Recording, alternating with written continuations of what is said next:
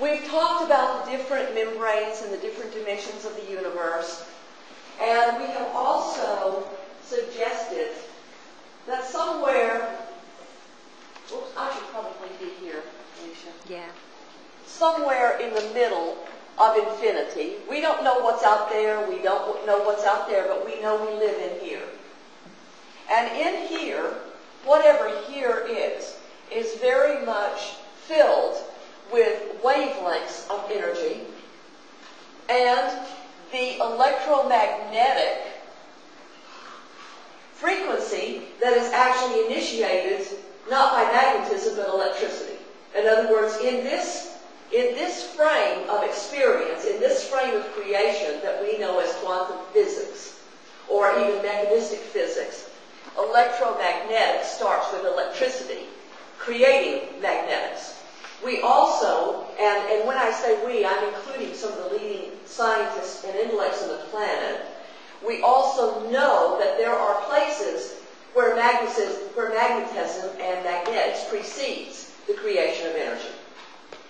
We don't know yet how those places work, but this seems to be where we live, or at least where we create our games and predicaments. And we create those games and predicaments out of polarity. That's because that's how we create electromagnetic energy. As long as we are focusing our attention entirely and exclusively on this band of reality, we will actually be focusing upon friction-resistive energy that is not essentially different than rubbing two sticks together in order to create a fire. In other words, the friction of one end of the pole is against the other end creates energy in between. And our fascination with this polarity comes from the fact that it is the major source of energy that we understand. And it is not accidental that many of the polarities in the world are being generated by those who control and own this type of energy. So there are several answers to your question. One is to take our attention off of the limited supply of that type of energy and dedicate ourselves through those who are talented, educated, and able to discover other forms of energy or to empower it. And those other forms of energy are immediately available, not just in esoteric form. For example, one of my very good friends right now is telling me how basically all of our fuel could be created from the ignition of phosphorus, and the sea is full of it. And the whole planet is full of phosphorus. And he has a very simple approach to making this phosphorus available to anyone. Now that source of energy would still be essentially friction resistive, but at least it wouldn't be part of the political polarity. You see? So we would be gradually reducing polarity. Sometimes, to some degree, when we live within this and operate within this sector of the universe, there will be some degree of polarity. But if we can just keep it out of the political arena, if we can keep it out of the arena that controls and destroys and manipulates, we're that much better off for doing that. And we understand, if we can just simply understand the way the physical universe works in this arena. But then at the same time, we need to begin honoring and accepting the fact that this isn't the only place we live. In all of my experiences of the Sacred Heart, I go to another place. I am not in this area of polarity.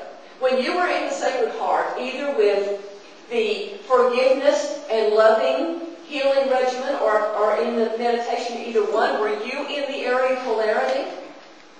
No, and as a matter of fact, one of the reasons Dr. Lynn's ideas are so difficult for most people to grasp is they're trying to think of them in terms of polarity. And as long as we think of these higher concepts in polarity, we don't get the answer.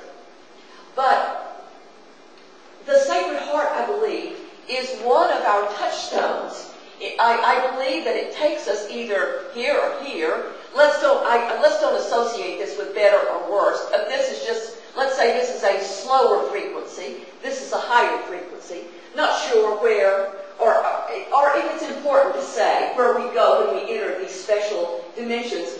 But what is important is that we be able to be in at least 2 dimensions. It's critical. I have noticed that once people are able to be in more than just one dimension, they break out of the limited reality of what they thought the world was all about. And addressing polarity, there's only so far you can go in the direction of positive polarity until you enter the world of judgment with regard to negative polarity. The answer is actually to depolarize yourself by finding a place that is actually monitored by balance and grace, and not by self-appointed elitism of what we call this positive polarity. Because actually, all the great leaders and all the great teachers of our age really have revealed to us that the answer lies in balance. And I think that we find that balance point when we go into the heart, when we go into the center of our being, when we go into the place of no resistance, and we can be in that place of love. Now, remember that you're still going to also be in this place. You're still going to be in this place of the light-encoded matrix, the physical, polarized. It's part of our life. Even if we really ascend and we're also there, we also are here. And in that regard, I want to give you just some practical grounding concerning assisting and healing people. When you approach healing yourself and healing others, you may go to this point and you may give them all the love and the help, and you notice immediately that they're getting better. But you don't tell them immediately